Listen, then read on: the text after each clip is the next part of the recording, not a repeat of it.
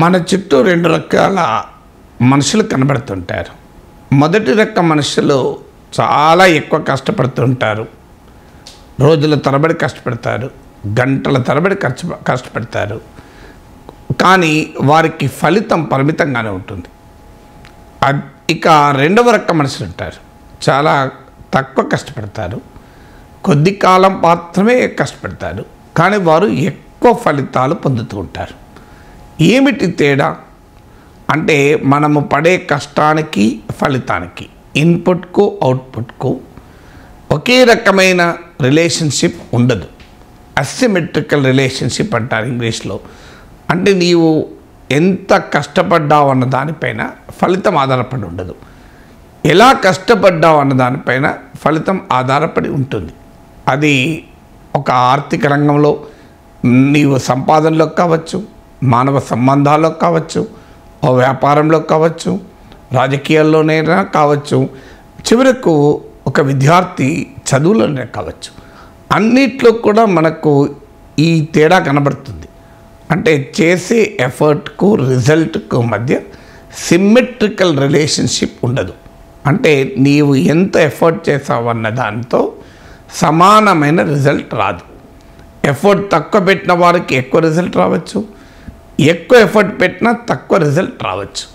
అప్పుడే చాలామంది అనుకుంటారు నా ఫేట్ ఇది, నా కర్మ ఇది అని.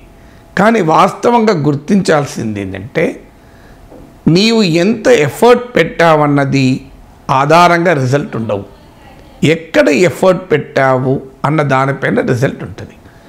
అందుకే దీన్ని ఎలా చేయాలి, ఈ సమస్యను ఎలా ఛేదించాలి అంటే, తక్కువ కష్టంతో ఎక్కువ ఫలితాన్ని పొందాలి. ఎక్కువ కష్టంతో తక్కువ ఫలితం పొందితే లాభం లేదు. మన ప్రొడక్టివిటీ తక్కువ ఉంటుంది, ఎఫిషియన్సీ తక్కువ ఉంటుంది, మన పర్ఫార్మెన్స్ తక్కువ ఉంటుంది. ఇక్కడే కార్పొరేట్ ప్రపంచంలో ఒక పాపులర్ సూత్రం ఏంటంటే 80-20.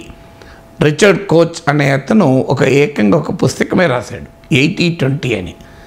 ఈ ప్రిన్సిపల్ ఏం చెప్తుంది అంటే, నీవు సాధించే దేనిలోనైనా సాధించిన దాంట్లో 80% 20% కృషి వల్లనే సాధ్యమవుతుంది అని.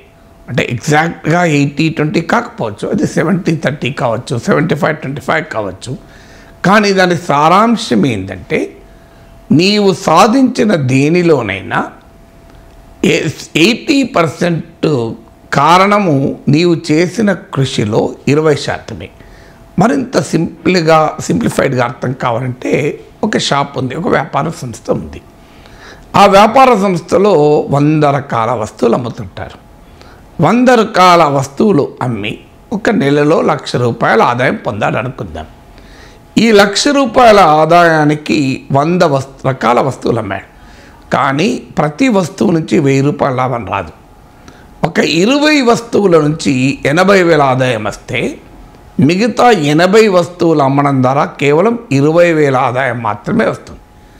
మళ్ళీ చెప్తున్నాను, ఇది ఎగ్జాక్ట్లీ 80-20 కాకపోవచ్చు.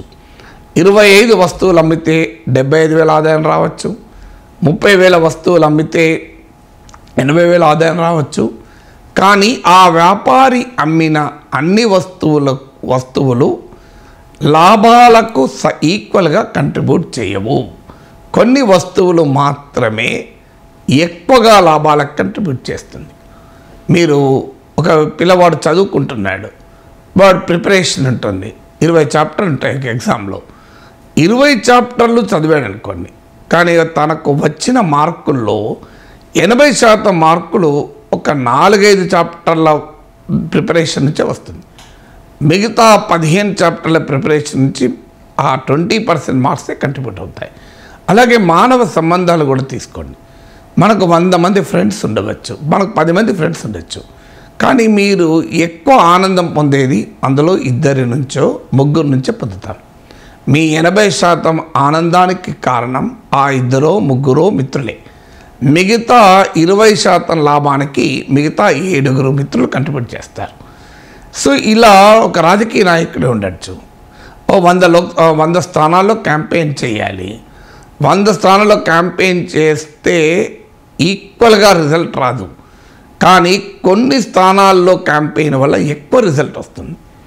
సో ఇలా ఏ ఫీల్డ్లోనైనా మీరు ఒక క్రికెట్ మ్యాచ్ తీసుకోండి, ఆ క్రికెట్ టీం విజయానికి అందరూ సమానంగా కంట్రిబ్యూట్ చేయరు.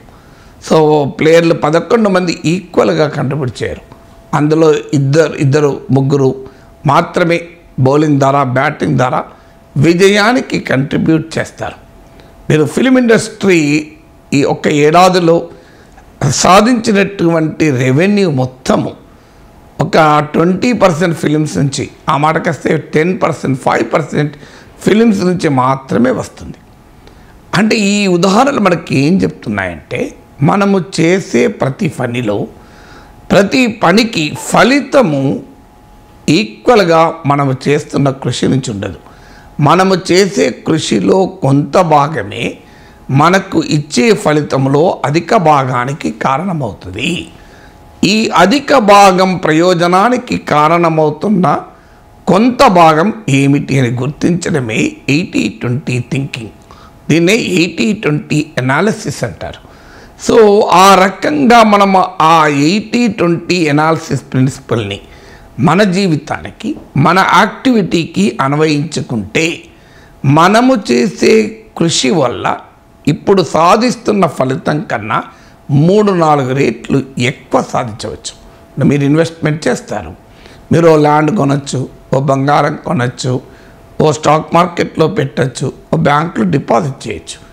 దాని ద్వారా మీరు ఒక ఏడాదిలో 5 లక్షలు సంపాదించారనుకోండి. అదనంగా మీరు 5 లక్షల సంపాదనకు అన్ని రకాల ఇన్వెస్ట్మెంట్ ఈక్వల్గా కంట్రిబ్యూట్ చేయదు. మీకు వచ్చిన 5 లక్షల సంపాదనలో ఒక్క ల్యాండ్ అమ్మితేనే 4 లక్షలు రావచ్చు. అందువల్ల ఇలా ఏ కొత్త భాగము వల్ల అధిక భాగం రిజల్ట్ వస్తుందో గుర్తించడమే 80-20 మైండ్ సెట్. అందువల్ల నిరంతరం మన యాక్టివిటీలో ఈ 80-20 ప్రిన్సిపల్ని ఇన్వాల్వ్ చేయాలి. మీరు ఒక ఆర్గనైజేషన్ చూడండి, ఒక కంపెనీ కావచ్చు, ఒక కమ్యూనిటీ కావచ్చు, అందులో అందరూ పనిచేస్తుంటారు ఉద్యోగులంతా. కానీ యాక్చువల్ పనిలో 80% 20% మందే చేస్తారు. అందుకే అంటుంటారు చూడు, పని చేసేవాడి మీదే ఇంకా పని మోపబడుతుంది అని. అంటే 80% of work is contributed by 20% people. మీరు పెళ్ళి ఏర్పాటు చూడండి, పెళ్ళి ఏర్పాట్లకు అందరూ సహకరిస్తారు. ఒక 20 మంది ఆ కుటుంబంలో ఉన్న సభ్యులు, బంధువులు, దగ్గర బంధువులు పనిచేస్తుంటారు. కానీ మీరు గమనించండి, ఆ పెళ్ళికి సంబంధించిన ఏర్పాట్లు 80% కేవలం 4-5 నుంచి మాత్రమే వస్తుంది. మిగతా 14 మంది 15 మంది కలిపితే మిగతా 20% వస్తుంది. సో ఇలా ప్రతి యాక్టివిటీలో మనకి తేడా కనబడుతుంది. Few contribute to more and a small portion contributes to the larger part of the result. అంటే అందువల్ల మనం ఏం చేయాలి? 80-20 థింకింగ్ అంటే మన సక్సెస్కు, మన ప్రొడక్టివిటీకి, మనకు వస్తున్న ఫలితాలకు కంట్రిబ్యూట్ చేస్తున్న 20% ఏమిటి అని గుర్తించాలి. ఇప్పుడు నేనే ఉన్నాను, నేను రోజు ఒక 12 పేపర్లు ఫిజికల్ పేపర్ చదువుతాను, ఇంకో 10 పేపర్లు ఆన్లైన్లో సబ్స్క్రైబ్ చేసి ఉంటుంది. ఇవి కాక ఫిజికల్గా మ్యాగజైన్స్, ఆన్లైన్లో మ్యాగజైన్స్, వెబ్సైట్లు, ఇలా అన్నీ చదువుతాను. కానీ నాకు తెలుసుకోవాల్సిన అంశాలు, నేను చెప్పే అంశాలకు అన్ని పత్రికలు, అన్ని మ్యాగజైన్లు, అన్ని వెబ్సైట్లు ఈక్వల్గా కంట్రిబ్యూట్ చేయవు. అందుకే నేనేం చేస్తాను, నాకు ఏ పేపర్ నుంచి, ఏ మ్యాగజైన్ నుంచి, ఏ వెబ్సైట్ నుంచి ఎక్కువగా ఉపయోగపడే సమాచారం వస్తుంది అని గుర్తిస్తాను. అలాగే ఏ ఆథర్ రాసిన ఆర్టికల్స్ నాకు ఎక్కువ ఉపయోగపడతాయి అని నేను over a period of time అర్థం చేసుకోగలను. దాన్ని బట్టి నేనేం చేస్తాను అంటే ఆ పేపర్లు, ఆ మ్యాగజైన్లు, ఆ వెబ్సైట్లు, ఆ ఆథర్స్ పైన ఎక్కువగా కేంద్రీకరిస్తాను. దానివల్ల నా ప్రొడక్టివిటీ అనేక రేట్లు పెరుగుతుంది. సో అందువల్ల మనం ఎవరైనా ఈ 80-20 ప్రిన్సిపల్ను ఐడెంటిఫై చేయగలిగితే అది రాజకీయ పార్టీల నుంచి మొదలుకొని వ్యాపార సంస్థల వరకు, ఇప్పుడు ఉదాహరణకు రేపు లోక్సభ ఎన్నికలు వస్తున్నాయి, 17 సీట్లు ఉన్నాయి. ఒక పార్టీ 12 సీట్లు గెలుచుకోవాలనుకుంటే వారు చేయాల్సిన పని ఏంటంటే ఏ నియోజకవర్గాల్లో ఎక్కువ కాన్సన్ట్రేట్ చేయాలి, ఈ మీటింగ్స్లో 80% ఈ ఏ నియోజకవర్గాల్లో పెడితే 12 సీట్లు గెలుచుకోగలమో ఆ నియోజకవర్గాల్లోనే మీటింగ్స్ పెట్టాలి. అంతలా నువ్వు ఈక్వల్గా మీటింగ్లు పెట్టుకుంటూ పోతే 12 సీట్లు 10 సీట్లు రావు, ఏ రాజకీయ పార్టీ అయినా. అంటే ఒక రాజకీయ పార్టీ లోక్సభ ఎన్నికలకు ఒక 100 మీటింగ్లు పెట్టగలుగుతుంది అనుకుందాం సమయం రీత్యా. అందులో 20 మీటింగుల నుంచే ఆ పార్టీ గెలుచుకునే 80% సీట్లు వస్తాయి. అందువల్ల ఆ 20 మీటింగులు ఎక్కడ పెట్టాలో వ్యూహాత్మకంగా నిర్ణయించుకోగలగాలి. అక్కడ నిర్ణయించుకుంటే వారు అద్భుతమైన విజయం సాధించగలుగుతారు. అందువల్ల మీరు ఒక కంపెనీ అనుకోండి, మీరు ఏ ప్రొడక్ట్స్ అమ్మడం వల్ల మీ ప్రాఫిట్స్లో 80% కంట్రిబ్యూట్ అవుతున్నాయి ఐడెంటిఫై చేసి ఆ ప్రొడక్ట్స్ని ఎక్కువ అమ్మాలనుకోండి, ఆ ప్రొడక్ట్స్ను కొనే కస్టమర్ల పైన కేంద్రీకరించామనుకోండి, మీ రిజల్ట్ మరింత ఎక్కువగా వస్తుంది. కానీ నేను అందరి కస్టమర్లకి ఈక్వల్గా ఉంటానంటే that is not the right kind of business. బిజినెస్లో నీ లాభాలకు 80% కంట్రిబ్యూట్ చేస్తున్న కస్టమర్లు ఎవరు అనేది గుర్తించి వారికి అదనంగా నీవు సేవలు అందించడం ద్వారా నీ ప్రాఫిట్స్ పెంచుకోవచ్చు. ఇప్పుడు ప్రభుత్వ రంగ బ్యాంక్ అన్న స్టేట్ బ్యాంక్ ఆఫ్ ఇండియా కూడా ఎస్బీఐ వెల్త్ అకౌంట్ అనే కాన్సెప్ట్ ప్రవేశపెట్టింది. అంటే ఎస్బీఐకి వచ్చే టర్నోవర్లో 80% అత్యధికంగా కంట్రిబ్యూట్ చేస్తున్న వారెవరు, వాళ్ళని హై నెట్వర్త్ ఇండివిజువల్స్ అంటారు. వాళ్ళని ఐడెంటిఫై చేస్తారు. అంటే బ్యాంకింగ్ కార్యకలాపాలు అంటే డిపాజిట్లు కావచ్చు, సేవింగ్స్లో ఉన్నవారు కావచ్చు, ఆ ఫైనాన్షియల్ యాక్టివిటీ 80% కంట్రిబ్యూట్ చేస్తున్న వారు 20% మందే ఉంటారు. కానీ అందరినీ సమానమైన కస్టమర్గా చూడడం వల్ల బిజినెస్ డెవలప్ కాదు. సో దానివల్ల వాళ్ళు ఏం చేస్తున్నారు, వెల్త్ అకౌంట్స్ అని పెట్టి బ్యాంకుల్లో ఒక ఎస్బీఐ వెల్త్ ఇన్ఛార్జ్ పెడతారు. అంటే ఆ వ్యక్తి వస్తే డైరెక్ట్గా ఎస్బీఐ వెల్త్ అకౌంట్ ఫాస్ట్గా పని అయిపోతుంది. అలాగే ప్రత్యేకమైన బ్రాంచ్లు కూడా పెట్టారు. అంటే 50,000 లోను, ₹1,00,000 లోన్ తీసుకునేవారు, 10 కోట్ల లోన్ తీసుకునేవారు ఈక్వల్గా బ్యాంక్ చూసిందనుకోండి, ఆ బ్యాంక్ బిజినెస్ పెరగదు. అందువల్ల పెద్ద కస్టమర్ల కొరకు సెపరేట్ బ్రాంచ్లు పెట్టారు. నువ్వు 1 crore and above housing loan కావాలంటే దాని బ్రాంచే వేరుంటుంది. సో అలా తమ లాభాలకు 80% కంట్రిబ్యూట్ చేస్తున్న ఆ స్మాల్ గ్రూప్ ఆఫ్ కస్టమర్స్కు ప్రత్యేక సేవలు అందించి తమ బిజినెస్ పెంచుకునే పని ఒక ప్రభుత్వ రంగ సంస్థ కూడా చేసింది.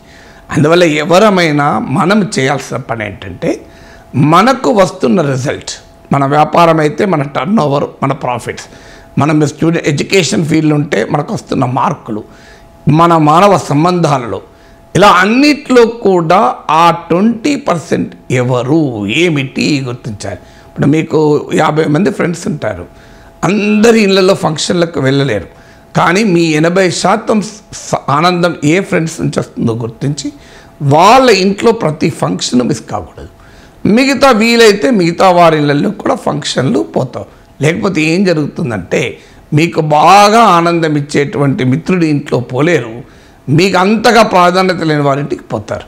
సో అందుకే ఈ 80-20 థింకింగ్ను మన జీవితంలో అలవర్చుకుంటే ప్రతి దాంట్లో మనము 80-20 ఎనాలిసిస్, ఏ 20% పనుల వల్ల నా రిజల్ట్ నేను తెచ్చుకుంటున్న రిజల్ట్ 80% కంట్రిబ్యూట్ అవుతుందో వాటిని గుర్తించి వాటిపై కేంద్రీకరించడం వల్ల మీ ప్రొడక్టివిటీని, మీ ప్రాఫిటబిలిటీని, మీ పర్ఫార్మెన్స్ను, మీ ఎఫిషియన్సీని అనేక రేట్లు ఇంప్రూవ్ చేసుకోవచ్చు.